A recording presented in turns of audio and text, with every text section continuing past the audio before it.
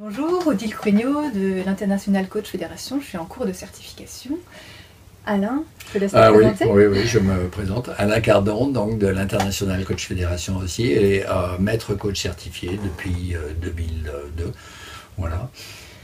On trouvait intéressant de se poser la question, avec certains coachs, de cette question des 11 compétences. Des 11 compétences de l'ICF. L'International Coach Fédération. Des légendaires 11 compétences voilà. que je ne pourrais pas citer. Si je faisais un gros effort.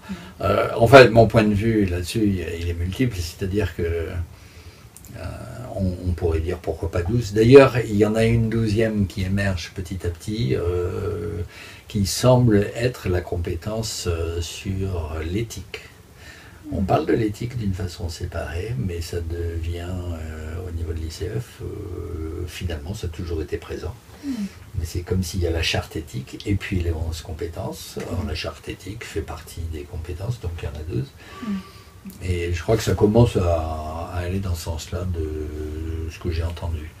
Alors, cela dit, on pourrait dire pourquoi pas 15, c'est une question de découpage. D'accord. Pourquoi pas 4. Alors personnellement, si je dis pourquoi pas 4, c'est que je trouve qu'il y a 4 ensembles de compétences. C'est-à-dire qu'il y a toute une série de compétences autour de la notion d'accord, même comment on s'accorde au niveau relationnel, mais comment on s'accorde au niveau de l'objectif, comment on s'accorde au niveau des valeurs. On s'accorde, c'est-à-dire le coach avec son client. Avec le client. Ouais. Voilà, ça c'est quelque chose. Oui, c'est poser les fondations sur lesquelles on va pouvoir travailler. Ces fondations, c'est aussi le mode opératoire. À la limite, c'est combien de fois on va se voir, sur combien de temps. Donc il y a toute une série de compétences, on pourrait dire. Sur le cadre. Le cadre, le contrat, l'alignement, comment on. Donc c'est plus que le contrat, c'est aussi dans la relation. Mais il y a donc il y a tout ça. Il y a des compétences pour moi qui sont autour de l'écoute et de la compréhension presque des patterns des clients. Il y a un côté presque analyse, pas forcément dans le sujet que les clients apportent, mais pourquoi pas, parce qu'on va avoir des reflets dans le sujet par rapport à d'autres choses. Donc il y a des compétences sur la forme du contenu.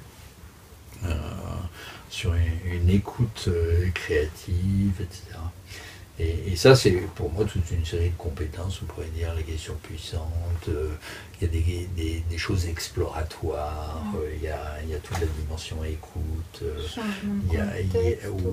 changement de contexte, il peut y avoir même un langage direct language en anglais, c'est une des compétences, c'est-à-dire comment aller droit au but, être éventuellement confrontant. Savoir interrompre. Savoir interrompre.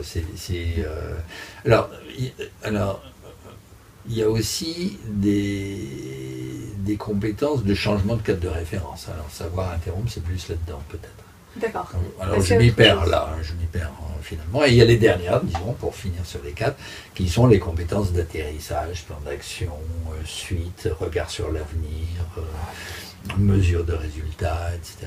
Alors pour moi, on pourrait dire, en fait, tout ça c'est arbitraire. Je pense que dans chacune des compétences, il y a toutes les autres. Autrement dit, dès qu'on commence à demander au client à quel résultat veux-tu aboutir, on est déjà dans une pré-réflexion sur le plan d'action. Quand on est dans le plan d'action, vers la fin, on réfléchit aussi au contrat de départ, c'est tenant compte des questions puissantes. Mais une question puissante, quand elle est réellement puissante, elle amène le client à son silence. Donc il y a toutes les compétences sont totalement imbriquées. Ne serait-ce que répéter un mot-clé peut être une question puissante. Peut-être quelque chose qui va mener à un plan d'action. Autrement dit, je pense que une façon de regarder les compétences de coaching, c'est de se dire, c'est comme si on regardait un joyau à travers différentes facettes. Ouais. Alors, l'ennui quand on parle des 11 compétences, c'est qu'on a tendance à les numéroter individuellement, donc les mettre dans un ordre, donc de les rendre linéaires, donc de faire en sorte que ça commence à ressembler à une procédure.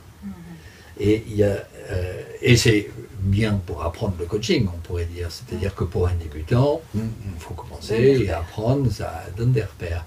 Mais la réalité du coaching, c'est que le coaching est une compétence qui a de multiples facettes qui sont constamment présentes. Il faut oublier les compétences numérotées, il faut oublier qu'il y en ait 11 ou 18 ou 15 parce que c'est une seule, et petit à petit arriver à la compétence de coach qui a toute une cohérence comportementale et de présence, etc. C'est beaucoup plus unitaire, on pourrait dire. Et ça, pour moi, c'est une vision beaucoup plus systémique du coaching. C'est drôle parce que du coup, ça revient presque à dire ce que tu disais au tout début, la déontologie, l'éthique, ce serait la 12e compétence. Est-ce qu'on pourrait dire que finalement, c'est celle qui va colorer toutes les autres et puis peut-être en laquelle toutes les autres peuvent se Alors moi je ne mettrais pas la deuxième, je mettrais la première, c'est-à-dire que si, mais c'est une facette du coaching, parce que même on pourrait dire à n'importe quel moment, il est possible de faire des choix qui ne soient pas généralement acceptés en coaching. Qu'est-ce que tu veux dire par là ? Par exemple, on dit c'est pas bien de coacher un patron et son équipe en même temps. Mais il se peut qu'on décide un jour de le faire quand même. Parce qu'il y a de bonnes raisons pour le faire. D'accompagner les deux. Par exemple, si on sait que le patron a besoin d'être accompagné et il le fera avec personne d'autre que moi. Donc si je ne le fais pas, il ne va pas enclencher la démarche. Et il a besoin d'enclencher la démarche. Et pourtant, je coach déjà l'équipe. Donc ça m'est arrivé. Or, ce n'est pas recommandé quand même, au niveau déontologique, d'être trop présent et de coacher à la fois une équipe et ses membres, et en tout cas le patron. En tout cas, c'est ce qu'on dit, certaines personnes ont dit. Je trouve que les questions de déontologie ne sont pas des règles. Elles méritent d'être bien réfléchies, méritent d'être prises en supervision. Mais ce n'est pas des lois, ce n'est pas des procédures. Trop d'éthique tue l'éthique. Oui, oui. C'est-à-dire que si ça devient des lois et des procédures, on se cache derrière des règles pour ne pas assumer une éthique qui pourrait être beaucoup plus profonde. Beaucoup plus juste. Et que le coaching, je pense que du coup, il faut se poser des questions puissantes sur son éthique, etc. Enfin bon, voilà. Oui.